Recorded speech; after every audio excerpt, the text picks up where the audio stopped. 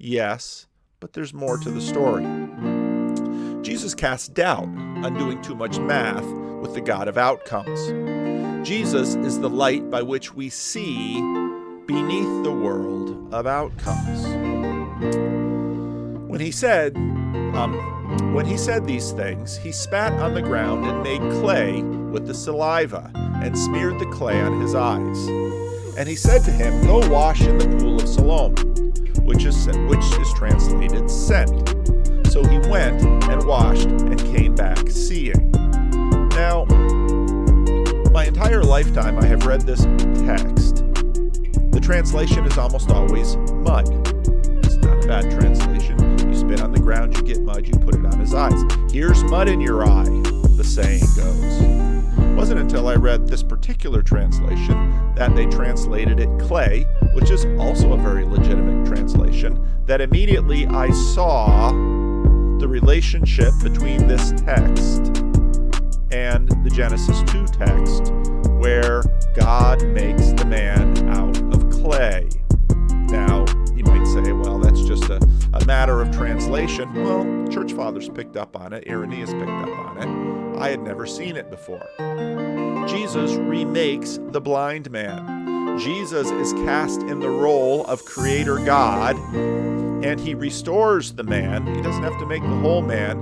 He just has to restore his eyes to the properties that eyes are supposed to have. Eyes are for seeing, but he cannot see. This particular miracle, this choice of miracle, where it is in the book, is by no means arbitrary or incidental. It's very much part of the ongoing argument that John is making about Jesus in presenting him to us. As his Father made man from the clay, so now Jesus remakes this blind man so that he can see and will no longer walk in darkness.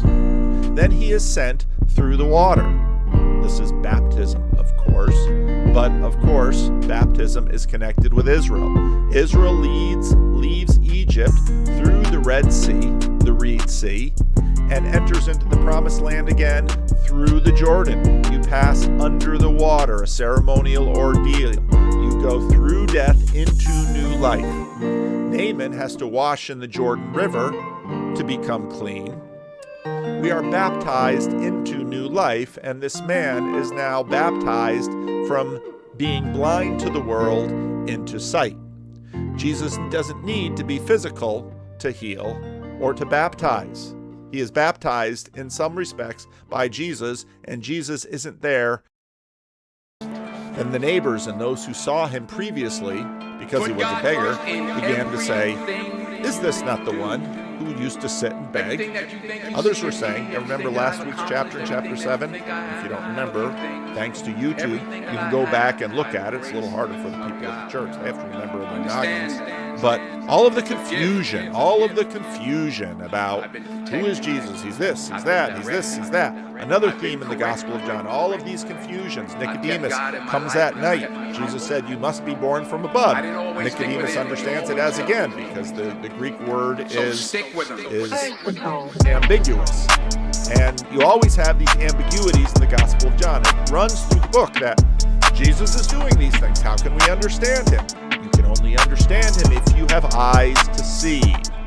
If the light is shining on you so you can see it properly.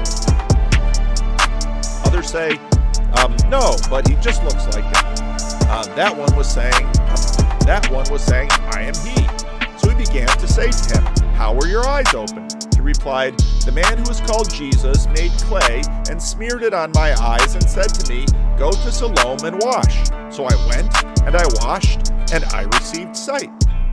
And they said to him, "Where is that man?" He said, "I do not know." One of the beautiful things about this story, this is one of my favorite stories in the Bible, is how honest the man is and how straightforward the man is about everything. He just simply answers the questions as they are, and you watch the entire world swirl about him because they don't like the honest answers he's been giving. Even when he says, "I don't understand how any of this works." No, that mustn't have worked because we don't understand it. I think a lot that way. But you have to remember, people can't see. And they don't see Jesus correctly, and they don't understand him. And so there's just a swirl of activity last week. So then, of course, you appeal to authority.